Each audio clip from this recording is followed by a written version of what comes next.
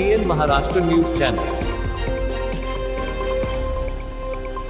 आज विधिमंडळामध्ये मुद्रांक शुल्क डुबवणाऱ्याची एक लक्षवेधी होती, एक प्रश्न होता आणि या प्रश्नामध्ये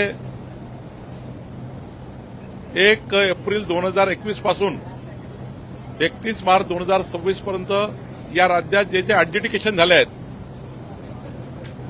मुद्रांक लपवणे किंवा मुद्रांक वाढवणे याकरता जे ऍडज्युडिकेशन झालेले आहेत, जरी एक कॉसी ज्युडिशियरी प्रक्रिया असली तरी याचं ऑडिट एजी करत असतं।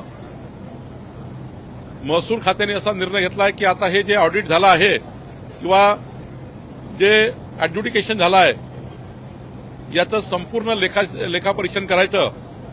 आता राज्यामध्ये 1 एप्रिल 2021 ते 31 मार्च 2026 पर्यंत या 5 वर्षाचं ऍडज्युडिकेशनचं लेखापरीक्षण करण्याचा निर्णय आम्ही घेतला। यातनं मला वाटतं की एक मोठा अमाऊंट बाहेर येईल आणि या लेखापरीक्षणामध्ये जे काही ऑडिटमध्ये प्यारे येतील, जे काही इन्स्पेक्शन होईल या ऍडज्युडिकेशनचं, यातनं आम्हाला या ठिकाणी तपासायचं आहे की ते ऍडज्युडिकेशन योग्य झाले की झाले नाही, हे तपासण्याची मोहीम आम्ही हाती घेतलेली आहे। एक टास्क फोर्स आम्ही एजीला सांगितलेला आहे।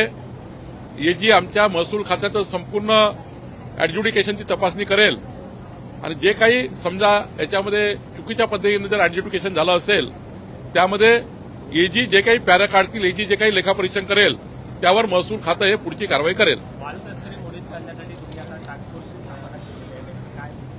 मी माननीय मुख्यमंत्र्यांना विनंती केली आहे, हे वाळू माफिया आहे जे आमच्या तहसीलदारला, तलाठ्याला, पोलीस इन्स्पेक्टरला अंगावर वाहन चालवून नेणे, त्यांना जीवे मारण्याचं त्या ठिकाणी षडयंत्र करणे।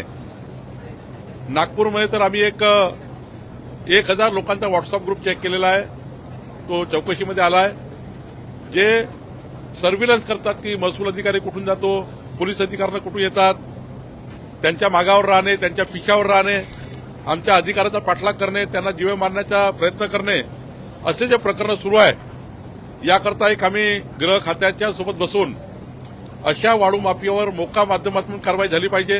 आता एमपीडीए करता येतं पण मोक्याची कारवाई झाली पाहिजे आणि एक टास्क फोर्स राज्यामध्ये अशा वाळू माफियाला शोधून काढण्याकरता असला पाहिजे।